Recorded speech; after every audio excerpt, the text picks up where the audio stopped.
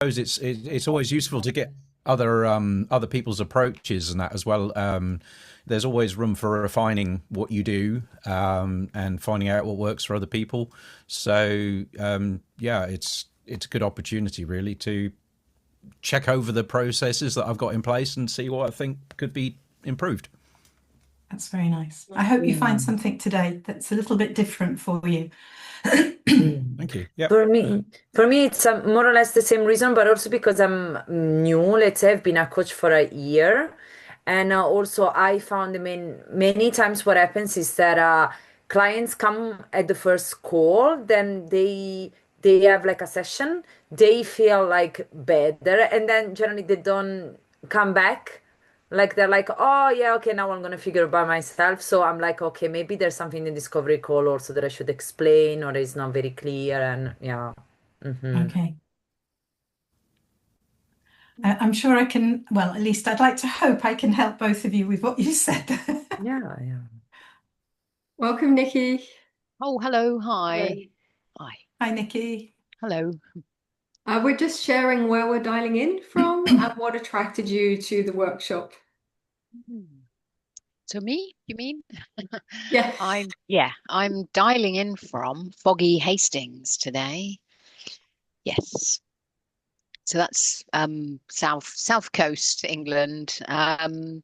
The art of always attracts me, the art of doing something. And an invite, so it didn't sound like heavy salesy. So yeah, the language, I suppose. Yeah. That's very interesting because that's exactly right. So I hope that I can achieve your objectives for you. Thank you very much, Sue. And then I see some more people have joined. If you would like to receive your CPD, so the certificate for attending the training, please pop your email address in the chat.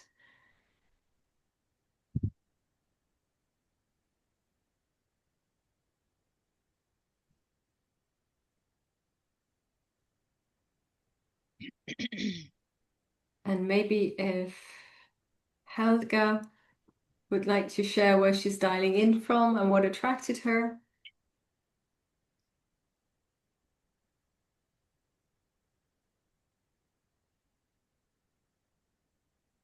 Hi, everyone. I'm dialing in from Bournemouth, from quite a cold Bournemouth at the moment. And I just, I'm just in the process of building up my coaching business. So I'm currently looking around for things that might help me. Good. Okay. Thank you. Shall we start, Caroline, or do you want to wait a bit longer? I'll watch the people coming in and just let them in. Okay. I'll wait till this lady arrives and then we'll start. Yeah. So I'd like to say welcome. Welcome to everyone, and thank you for joining me today. Before we begin, I'd just like to ask you a quick question. So how many of you have ever finished a discovery call thinking, that was a really good conversation, went really well, and then you never heard from that person again? Do you still want your hand up, Joe? And you'd be surprised actually how common that is. The conversation flows well, the connection's there, the need is clear, and yet actually nothing happens afterwards. And in most cases, that's not because the coach wasn't capable or the client wasn't interested. It's because the conversation never quite moved into the invitation. And that's what we're going to look at today.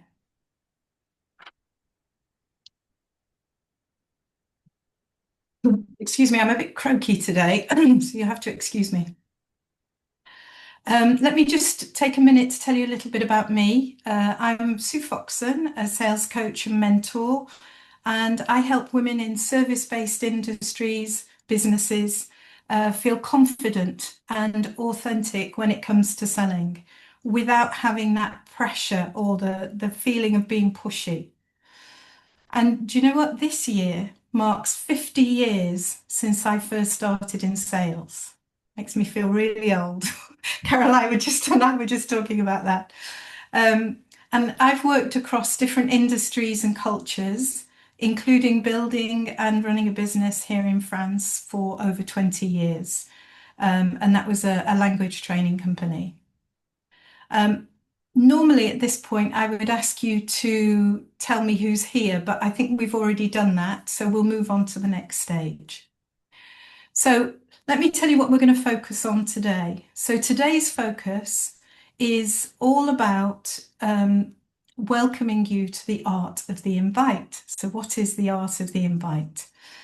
Let me tell you what we're going to cover. We're going to cover the mindset behind discovery calls, a simple framework to help guide the conversation, and the moment when many coaches hesitate, which is the invite, which I'll explain a little bit more in detail later as we go through.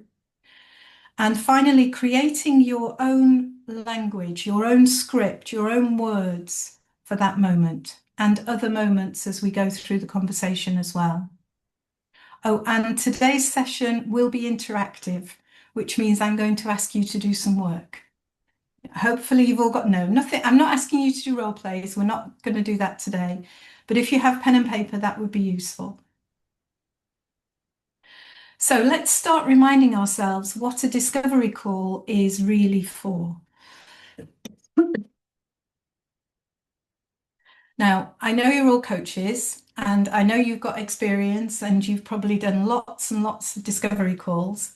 But I did feel that because that's the subject of what we're talking about, the whole essence of it, it's worth reminding ourselves what we mean by a discovery call.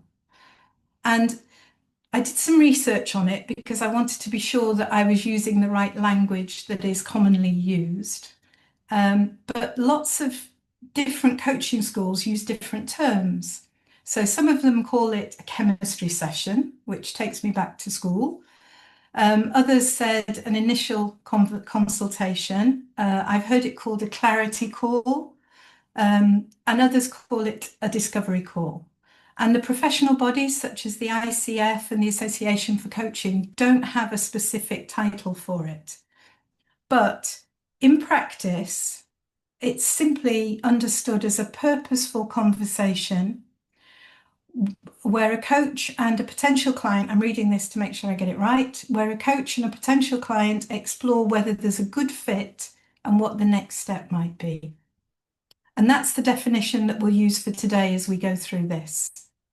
So at its core, it's a conversation to understand, what does the person need? What are they hoping to change? And can you genuinely help?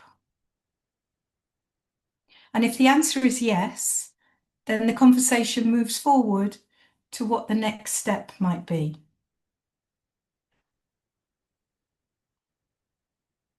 So I'm going to ask you to do your first reflection exercise, if you would, please. So when you think about discovery calls, what's the first word that comes to mind for you? So I've got a discovery call. What's the first word that comes to mind? I've put some words down here: excited, nervous, pressured, unsure, or maybe something else.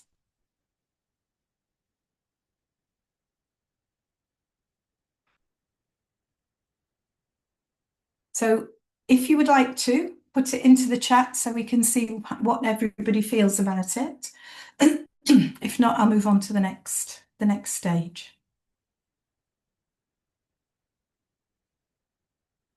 Exciting, nervous, exciting, curious. Nice.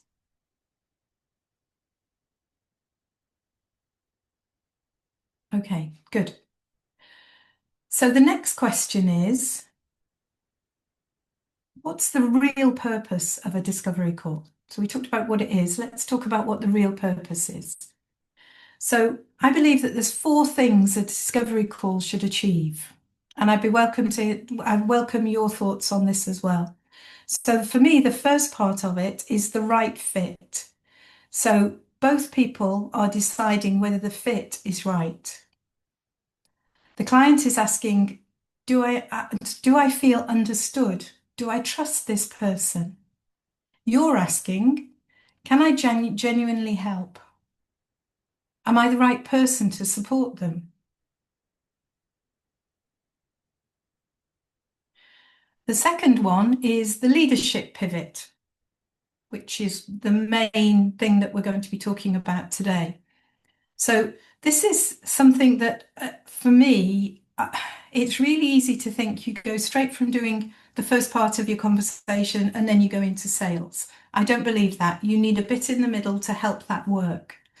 And because coaches are naturally so good at listening, that becomes quite easy, the first part of the conversation. But when it comes to the point where you've done all your listening, you've asked all your questions, you've got all your information, there comes a point where the conversation has to pivot. And that's where we move from listening to helping and guiding. So we're moving the conversation towards a decision about whether working together would help or not. And the third part is clarity. So I'm sure, as you know, many people come into a discovery call with lots of thoughts in their heads, but very little clarity. Or they may come in with one thing that they feel is what they need to work on. But once you've asked all the questions and you've listened, you may discover that that's not actually the right thing. So the clarity part of it is helping them to organize their thinking and see how we can help. And that is just one valuable outcome of the conversation. And then the final part is the clear next step. And this is because the conversation should always lead to a clear decision.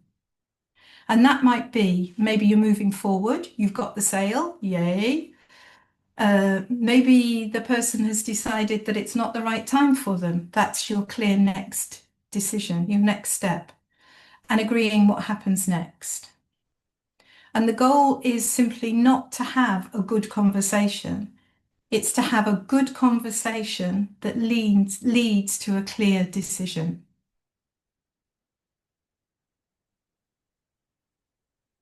Any questions so far, or is that all okay so far? Good. Okay. Let's get into the nitty-gritty bit now. So here I want to show you how that conversation can actually look. So before you start to think about, I've got to write it all down and I memorize how it works, I really want you to see this for what it actually is. It's not, I'll tell you what it isn't first, it's not a script. The whole part of what we're doing now is not a script. It's to enable you to have a framework so you can work through the steps of the conversation, knowing exactly where you are and what comes next.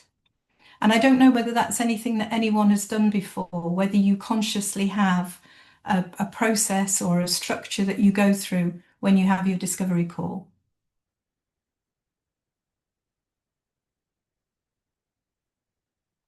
Okay, so let's go through each bit of this then. The first three parts, there's 5 parts to it. So the first 3 are the bits that really fall into what we do well as coaches. So you'll notice that it starts with connect. So this is where you start the conversation naturally. Now, if you were in a face-to-face situation, I would be saying this is the time you shake somebody's hand, you welcome them into your office, you offer them a coffee. When you're on a video call, you can't do that. So you have to find a different way to do that. And I'm sure all of you have your own way of welcoming the person into the conversation with you. Then we move on to listen. So it's listen and ask questions. And again, this is something that as coaches, we always do, and it's part of our role when we're coaching someone. And to a degree, the first part of a discovery call is all about that. It's the listening, the asking questions, and then the final bit, which is the explore, which is where you start to understand the client's situation and how you might be able to help. And this is exactly the same rhythm that you would have in any good coaching dialogue. So I'm not trying to teach you something different. I'm talking about how I can maybe add to what you're doing already. The only difference with this is that here we need to lead toward a clear next step rather than leaving the conversation open-ended, which is how I started it at the beginning. And there's something very important to remember as we go through this. A no or a not now is not a failure. Success in a discovery call is not about getting the sale at any cost. It's about finding the truth of the fit. Can I just ask for a quick hands up if anybody agrees with that? If people feel that's right? Okay. Because I think sometimes it can be so easy that you're having this conversation and it's going well, but you might feel, well, I'm not quite sure that I'm linked to this person, but I want to get the sale, so I'm going to go ahead with it. So what I'm suggesting is that don't see it as a failure. Think it as a way of being positive and you're helping the person as well as yourself. So if you listen deeply and realize it's not the right time or your offer isn't right for them, then no is actually really a successful professional outcome. It leaves the door open, and that is so important, and it keeps your integrity intact. And I'll talk about this further on as we move through the slides, but just a quick point here. Keeping the door open, remember to think about these people as warm, not cold. Because they might not want to work with you now. They might want to work with you in the future. They might be able to recommend you to somebody else. So there's lots of reasons why these people, you shouldn't just forget them. You should finish off the conversation with them in the best way possible. So before we go any further, I'd like you just to go through a quick check-in with you again. So this is number 2. Which part of the discovery call feels most natural for you? Is it the connect, the listen, or the explore, would you say? And pop it in the chat if you feel like it.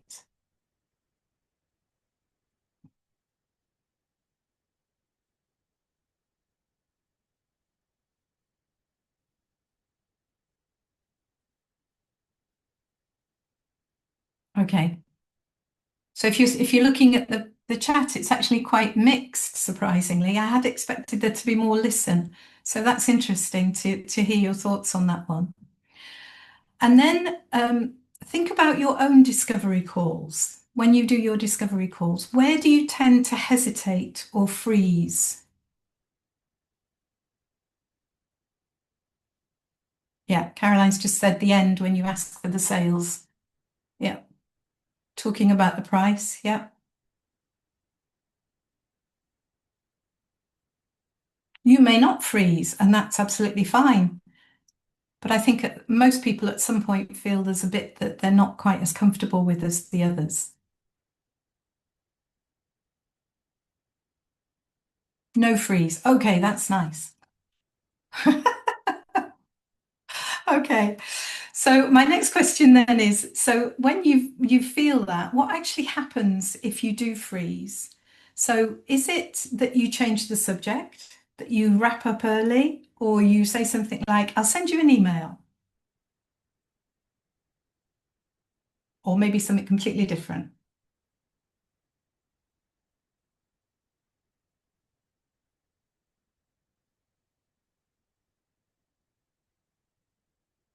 Okay. Thank you for, yeah. Caroline said leave it open. That's always a good one. What's their budget? Yeah. Leave it open. Okay. And whatever your reason was, you probably will find that you're not alone feeling the way you do as you go through the discovery call, and you might freeze and how you feel about it. So I thank you for being honest.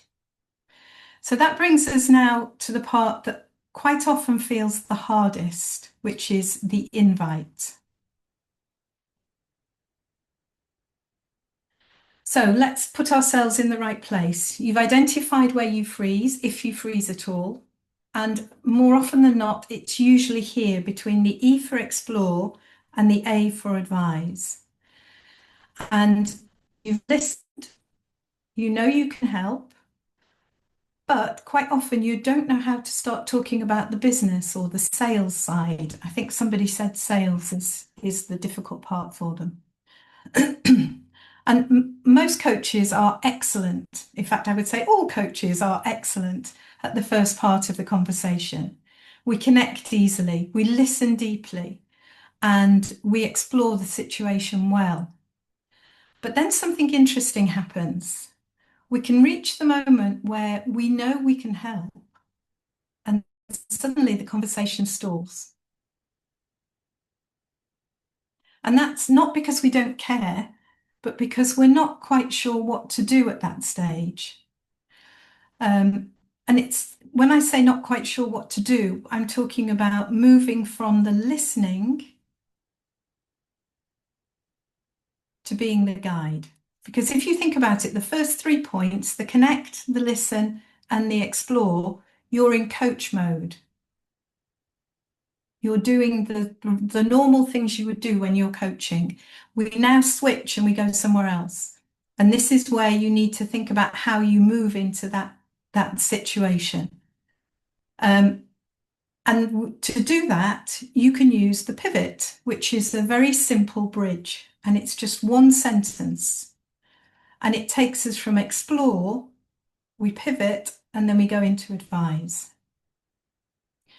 And basically what you're doing is you're asking for permission from the person that's in front of you, whether you can take the lead. And I have some examples here of questions. They may not be the type of questions you would ask, but they're questions that are possible to be used.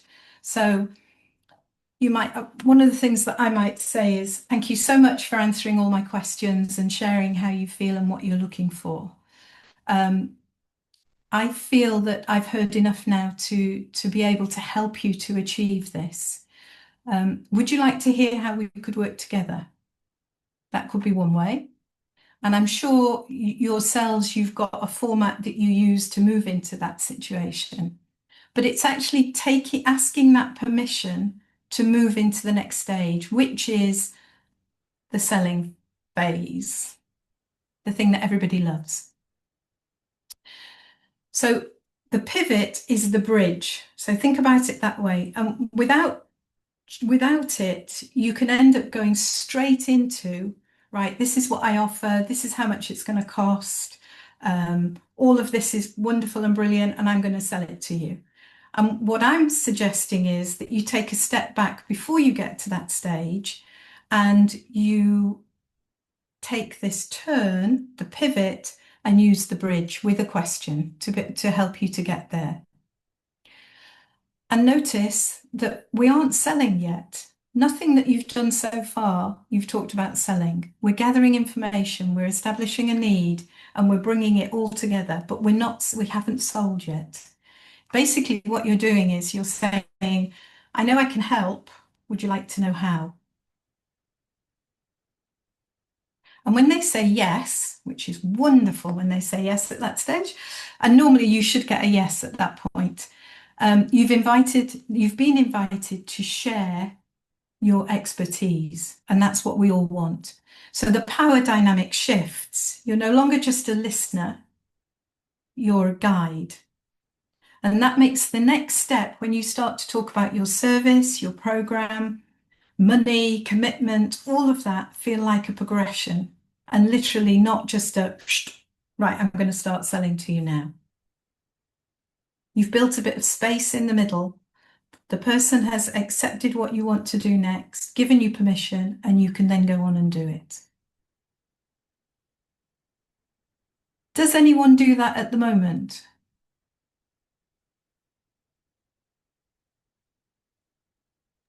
I can't see everyone. Let me just go on to the next page. I'd say a little, but not as clearly. I really like the permission, the asking to take the lead rather than feeling, oh, we're getting to that point in the conversation where I need to tell them what my program is and what the price is.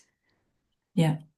And that's the thing. Once you've got that permission, it leaves you feeling more confident to go into the next stage. Sophie. Yes, hi. Hi. The way I do it is that I'm I mean it's not so direct, but I ask the person if they have any more question, Yeah. and very often they just naturally will say yes, okay, so how much is it or something like that, Yes. for example. So then it's coming to that point of saying, okay, this is how it works, this is what the Yes. offer is.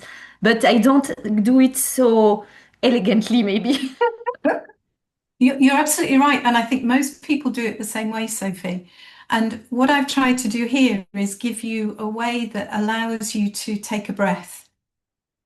And you're getting permission from them before you move on to the next stage. But you're absolutely right. And in a normal sales process, that's what would happen. And this is just an extra little bit in the middle with a short sentence that gives you that permission to move forwards. So let's move on to the next part now. We're now going to move into advise. And this is where you step fully into your role as the guide.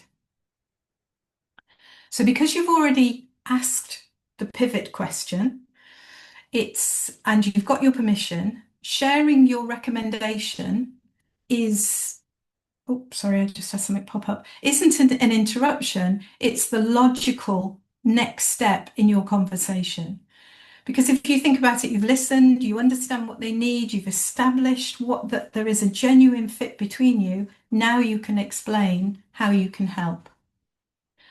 And this is where you start to describe the structure of your offer, the outcomes that you would aim for together, and the investment that's involved. And it's also where you share the price.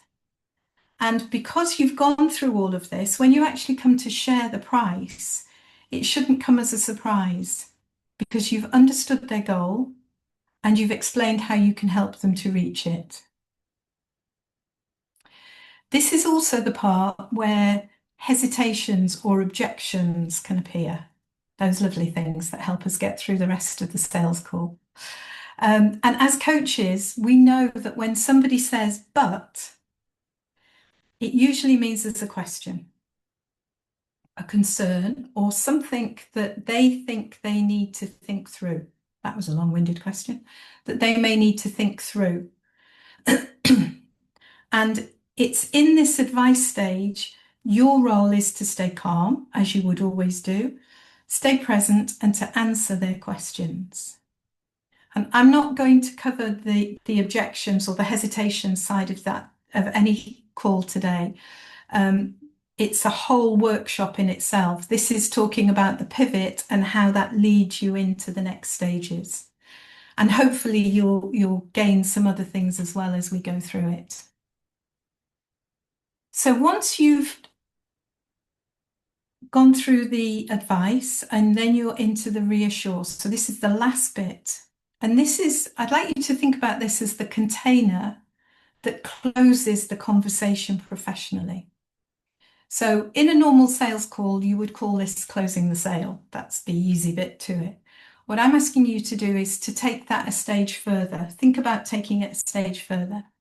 So your role here is to make sure that there is complete clarity about what happens next, whatever the situation has got you to where you are. So if they decide to move forward, sale, sorry, I got so excited about the sale, I lost where I was. So if they've decided to move forwards, then you will explain to them the next step with that. And that might be something simple like, I'll send you my contract, you can go through it and sign it and send it back to me, and then we'll sort out dates and times. You're going to go through the process and the practical steps with them. If they need time to think, which happens a lot, anybody, any idea on average how many times a discovery call, what percentage actually ends up in a sale first time? 60 to 70%? Oh no, sorry. Yeah, I think probably between Helga and Ayub, I would say it's maybe between 10-15% on a first call. Unless you're doing something really, you've got a packet, a program that really matches what that person's wants, and there's no issue with the price or anything.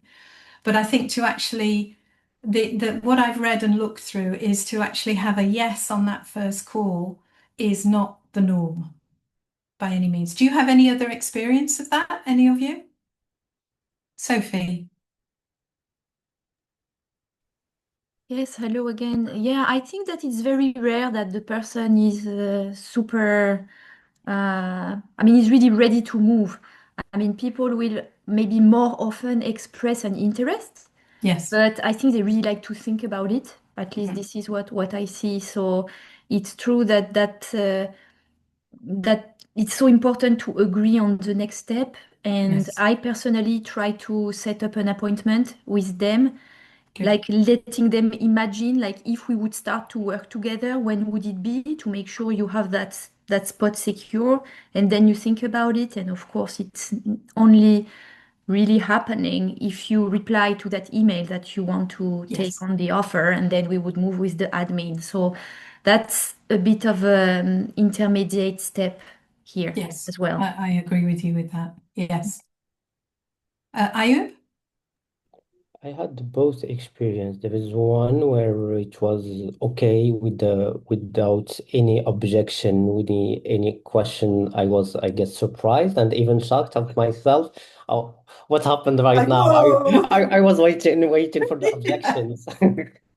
Congratulations for that, Ayub. It was quite surprising. And the others, yes, they are mostly to clarify, to have more to, especially when the price is high.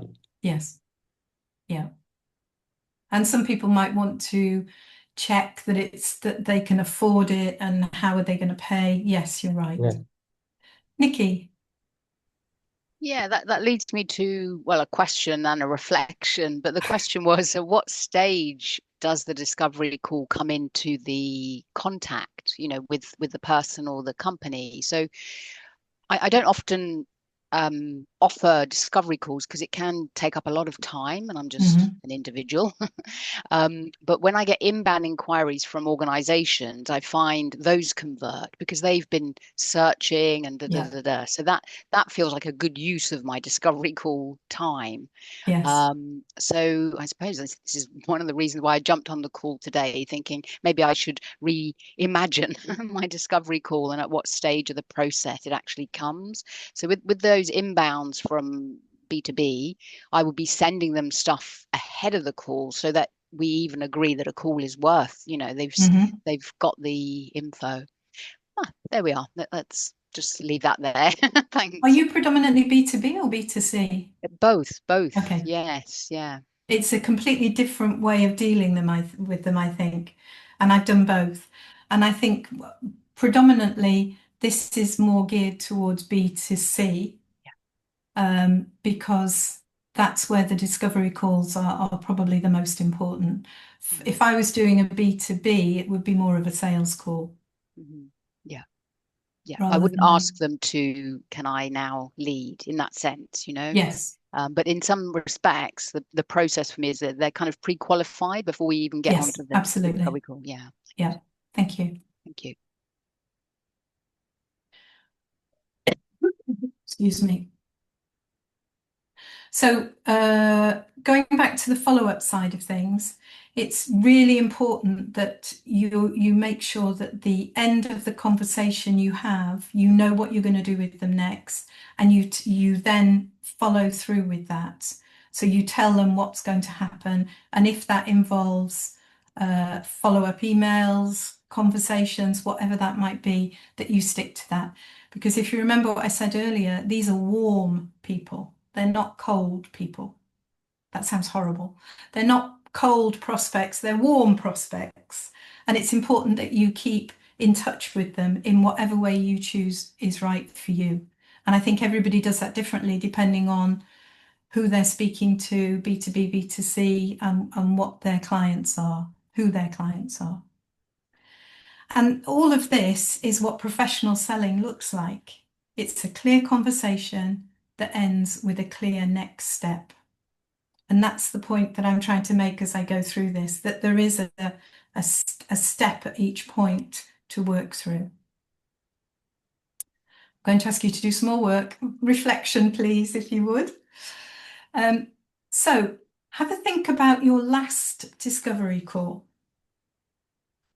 If it was a really good discovery call, maybe leave that one and find another one that wasn't quite so good. And what I'd like you to do is to think about, where did the conversation stall?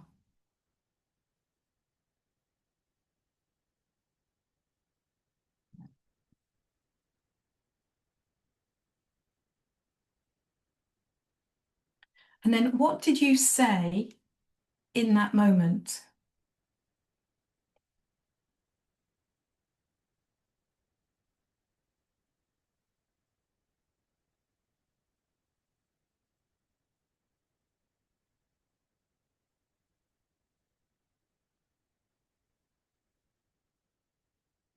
And what would you like to say instead?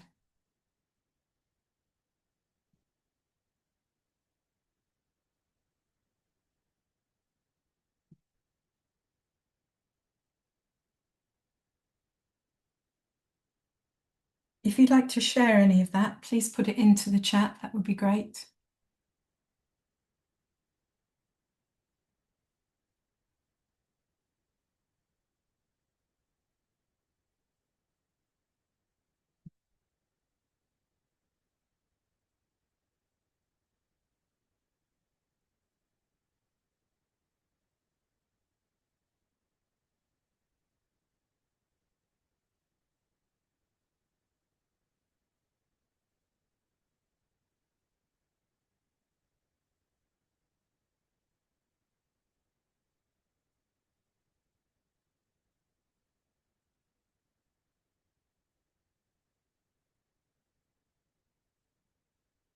All good?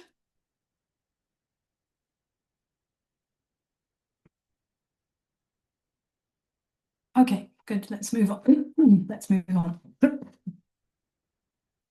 So, as I said at the start of the video, I'm going to ask you to do some work. And this is where you're really going to do some work now. The other bits have just been reflection. Price, immediately offered a discount. Okay. We'll talk about price a little bit later on, if that's okay, Helga, because that's important what you've said. Thank you for that. So I'll just make a note of that. Okay.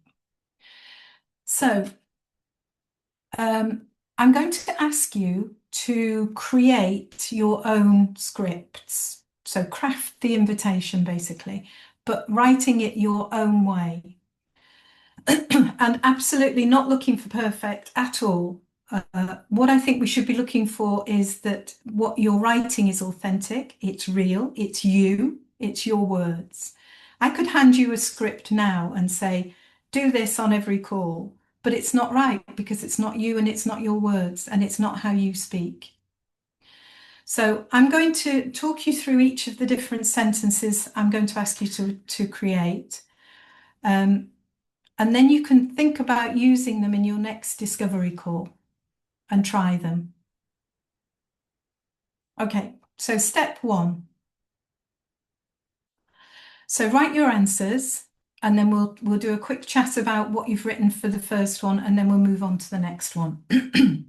So the first one is write your pivot. So remember the pivot, that's that question asking for permission. So how will you transition from listening to advising? And find the words that feel right for you in your way, the way you speak. Remember, you're asking for permission to be the lead, the guide.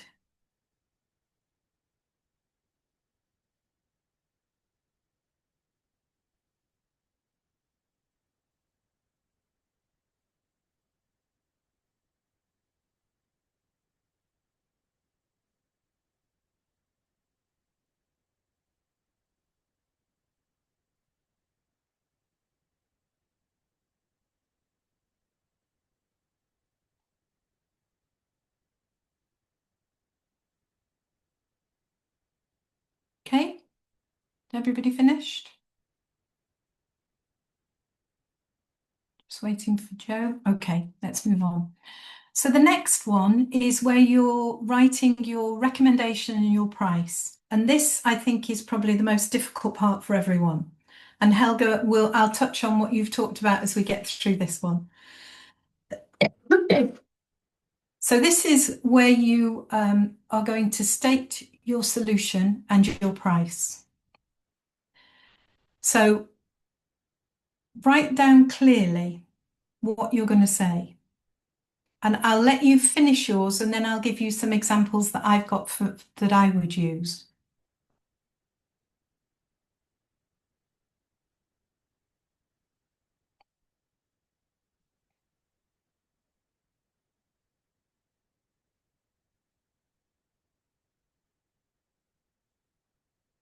I'm sure all of you do this anyway, because it's a standard part of your discovery call. So it may be that you just write down what you would say normally.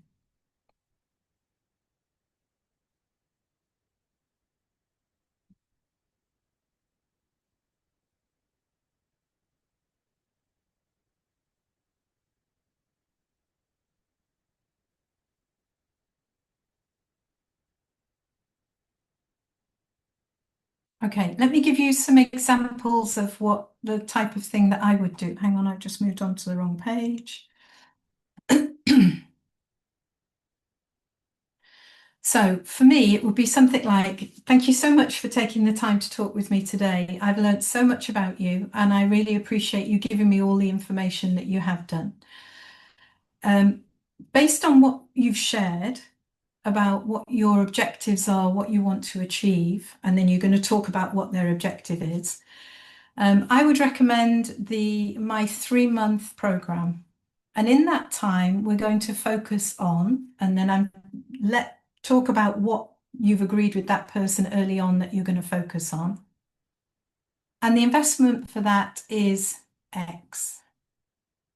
That'd be nice, wouldn't it, if it was just an X? You've got to put an amount in there somewhere, pounds or euros.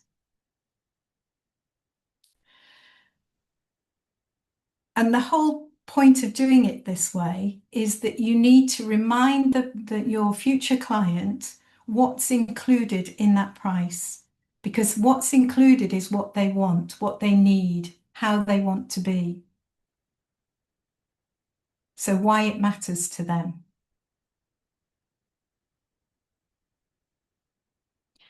And the other point is you're not just dropping the price into the conversation.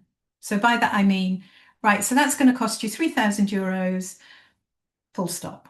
You don't do it that way. It's all about telling them what they're going to get from it and why they should work with you. And that's all based with what you've learned in the first part of the conversation, which is what their objectives and their goals are and what they want help with.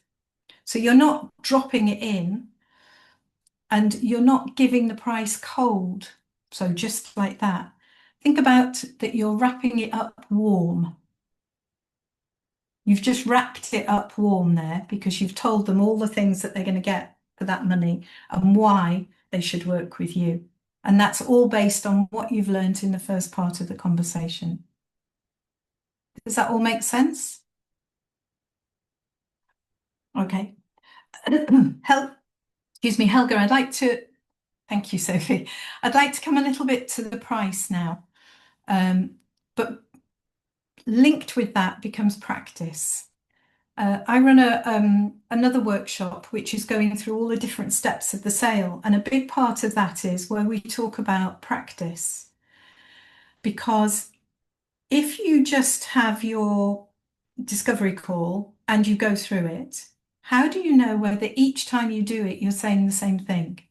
How do you know that each time you do it, it's the right thing? Is it working? Is it not working? How does it sound?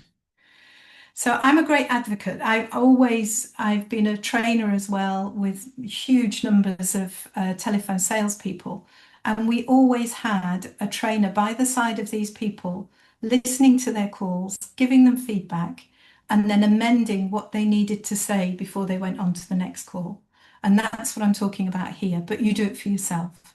So you take your telephone, and let's say we're talking about this bit here, your recommendation and your price. You say into you video yourself how much it's exactly what you would say as if it was a client on the phone with you or online with you. And then you watch it back and you say to yourself, was that good? Did it sound good? Did it work? How did I appear? Was I looking positive? Was I looking, oh my God, I've got to talk about the price? And all of those things play a part in it. And then once you've done that, and do it several times till you get to the stage that it feels right, then start writing it down. So you write it down, your script, your words, and you use that. And at the end of that next discovery call, do a quick review. What went well? How did I feel? What didn't go so well? What would I do differently next time? And you can do that in 2-3 minutes. Just make sure, I do it all the time. And I have a sheet of paper by the side of me. And every time I do a discovery call, I just work through that quickly so I know what's what. And when I was selling in French in France, when I first started, we created the business, and French was not very good at that point. That was the only way that I could actually make it work. I'd write it in English, translate it to French, and then I would say practice and practice and practice to get what I needed so that it became normal and I was comfortable saying it. That's one piece of advice that is, you might want to have a think about trying it. It might feel weird, but believe me, it really does work. And just tweak your script each time. After each call, all right, I won't do that. I'll change that word and try it until you find one you're comfortable with. And when you are comfortable with it, stick with it until such time as it's not working, and then go through the process again. Okay? The other point I want to make on giving the price is once you've given the price, I've just flown over again. Once you've given the price, so you could say you've told them all the reasons why they're working with you. So the price for that is €3,000 and stop. So you let the silence, you just give a couple of seconds of silence, which means that the ideal thing is you want the person to come back to you before you go back to them. Try it. Let me know if it works. Let's finish off there with the next step. So how are you going to close that loop? And it is a loop at the end. So you could say, I'll send the link over to you now, and then we'll check in on Thursday. I'll be here if you've got any questions. I'll send you an email in a month's time to see how everything is with you. And this is the important thing of the follow-ups, that it's all about keeping in contact with these people because they're warm. And you don't have to keep looking for new ones when you've got these people on your list.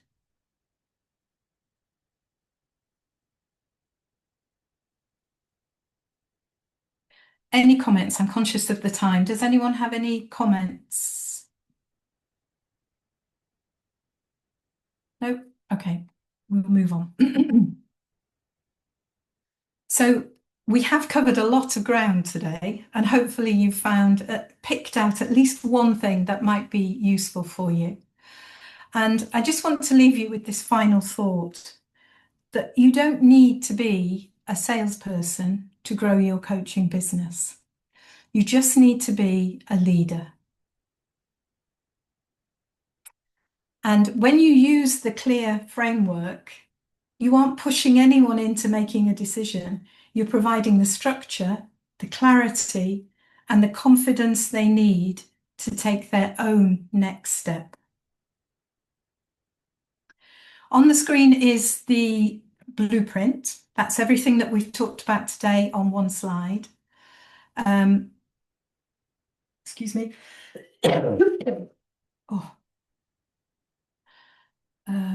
Right. So what I will do is I will send you, if you would like a copy of it, a discovery call blueprint, and that will give you 5 steps and the information that goes with each of them.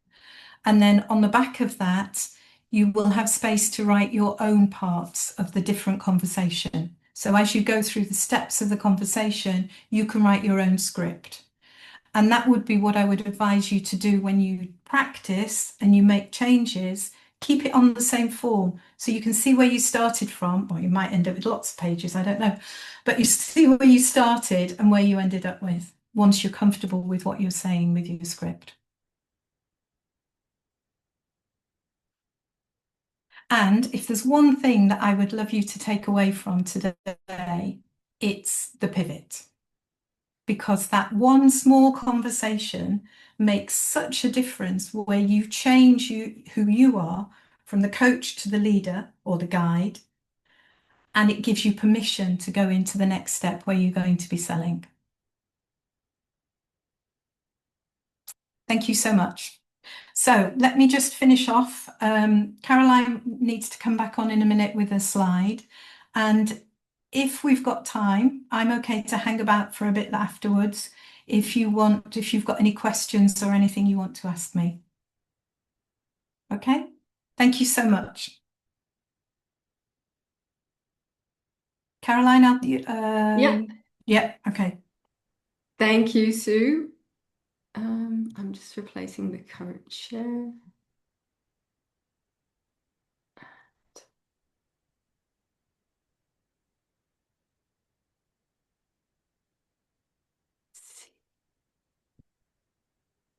Yes, so I just wanted to let you know that for the AC Benelux, we're doing an event on the 24th of April. The Association for Coaching is co-sponsoring the Career Growth Festival, and we'll be sending some more information, but you can also scan the QR code if you're interested and would like to know more about it. It's going to be in Brussels, in the building next to the central station.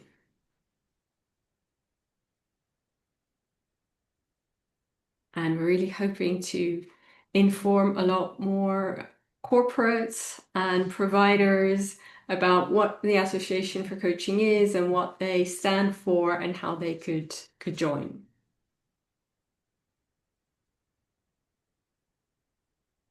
Thank you. Back over to you, Sue. And any questions anyone might have?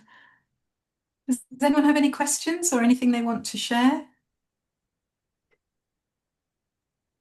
I don't really have a question, but I would just like to say that this workshop just helped me to take a little bit the pressure away from me, like also giving like not the client the responsibility to choose, no, because many times I feel the pressure of being like, oh, I said something wrong, that's why, or I looked too nervous. But just like as you said, like to see as a warm person in front of me.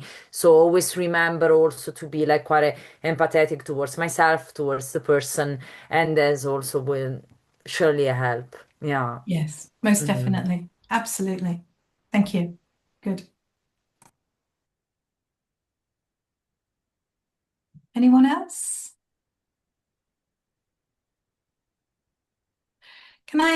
Oh, Joe, go ahead. Yeah, and the thing I struggle with from these kind of things is scripts. Yes. It's a bit like when I used to do business networking, and so they said, "Oh, you Yes. need to be able to give a 1-minute summary of your business."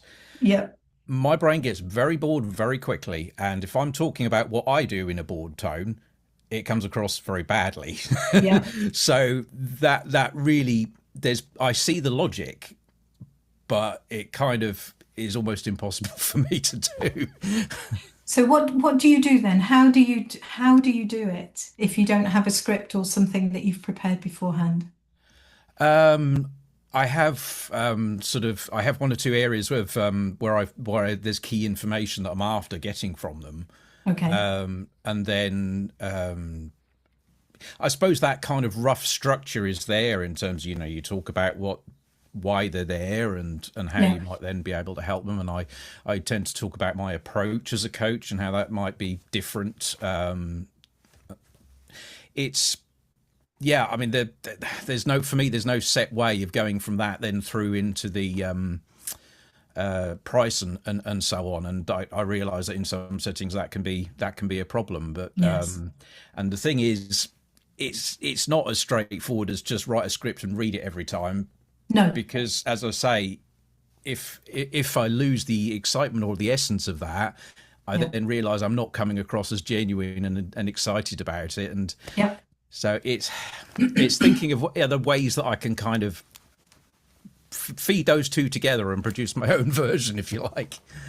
Would you like me to give you a couple of suggestions? Sure. Yeah. Okay. The first one is that you practice it.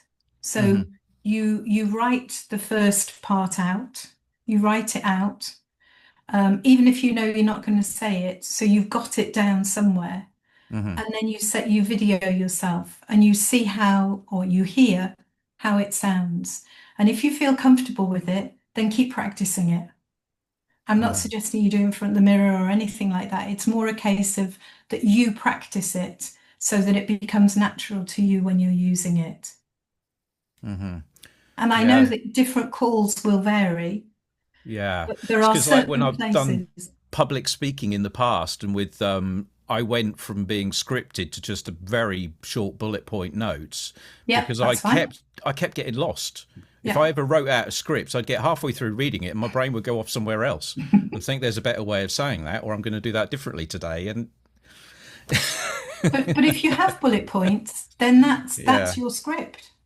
okay, yeah, You know, a script doesn't have to be word for A word. to Z. This is what I'm going to say, and this is if they say this, I'm going to say this, and if they say that's what I worked on when I first started, because that's what we had to do. There were hundreds of us, and we were doing the same thing. Yeah. But when you're doing what we do now, it's not like that. Each person will have a different way of saying the same thing, and that's Yep. why you have to find what works for you. Mhm. And your bullet points are perfect for that. Cool. Okay. Good luck with that one. Sophie. Thank you. Yeah, I'm like reacting a bit also to what Joe was saying. I think I get a similar sense when I get into sometimes the coaching conversations in general, but of course that's like I'm getting better as we go. But this impression of getting really deep into it and so deep that it's hard to keep track almost of having a clearer picture where we're going, what is the next step. So I think in that initial conversation, even initial conversations with each person, I find that it's useful to have a clear, really idea of the journey. So Yes. I know when you were presenting, you were saying, okay, we're saying at the end, yes, based on what you shared, this is what I recommend. But I guess sometimes we have just one product, right? I mean, I know for me, like I have this one journey. That's what Yes. I'm offering. So of course the offer would be either that or no offer. Yeah. Like if there is really... Absolutely. We're all, everybody's got different services. I'm sure we've all got completely different niches. So therefore, Yeah. the people we're speaking to are all different. And what I was trying to do was to give you an example of the type of thing that you can say. And if you have one program, one product, or one service that you sell, then I think the secret is you find a way to explain it and sell it well.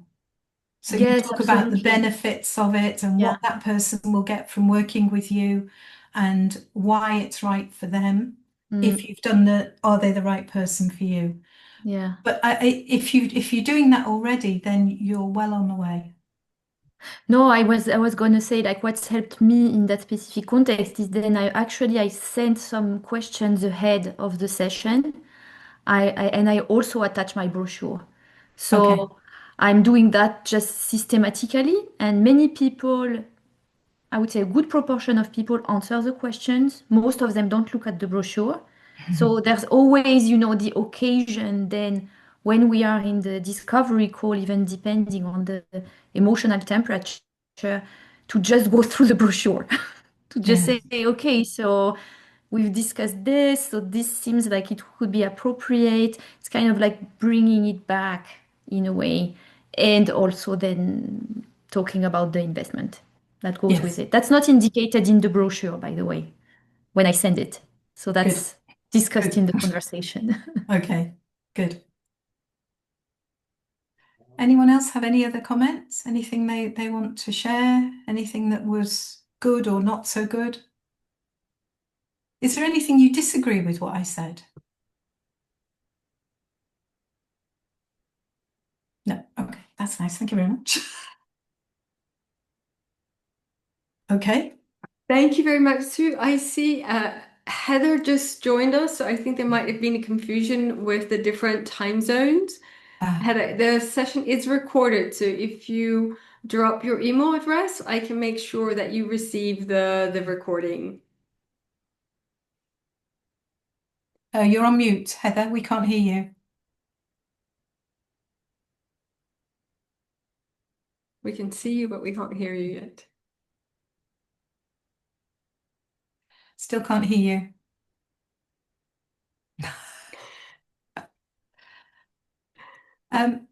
Can I just ask Caroline, do you have everybody's email addresses? Yes. Okay, that's great. So I'll send the blueprint off to you tomorrow.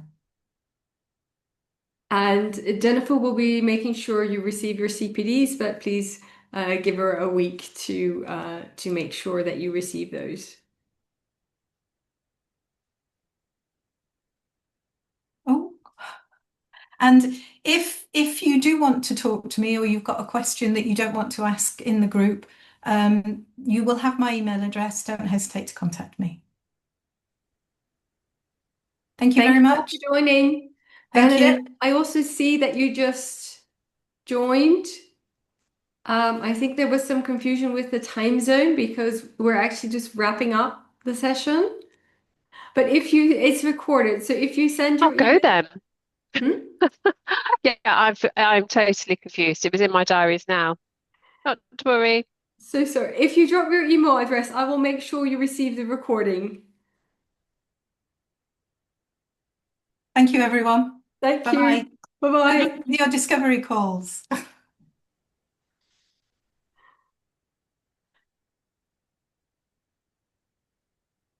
Hi, Heather. Still can't hear you. Can't hear you. Can you hear me now? Yes, we can hear you Yes. now.